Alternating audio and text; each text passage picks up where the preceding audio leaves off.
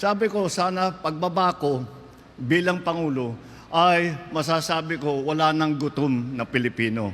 Nandito po tayo upang witnessin yung pagbigay natin ng biyayang bigas. Ito nandito sa Maynila. Hindi, kagaya ng sinabi ni John May, hindi naman dito lang sa Maynila ito. Ito ay gagawin natin sa buong bansa.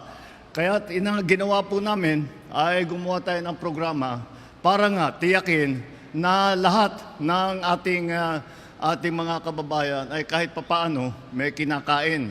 Alam niyo po, nung una akong umupo, may nagtanong sa akin na reporter, tinanong sa akin, ano talaga ang pangarap mo dito sa administrasyon mo? Sabi ko, sana pagbaba ko bilang Pangulo ay masasabi ko wala nang gutom na Pilipino. Kaya po aming patuloy na ginagawa ito. Ginawa po natin ito sa pamamagitan ng tinatawag na LGSF, yun ay Local Government Support Fund. Nataon naman na nagkaroon ng krisis pa sa gitnang silangan sa Middle East.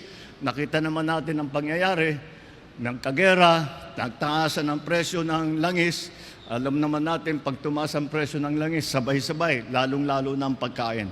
Kaya yun ang binabantayan namin na mabuti.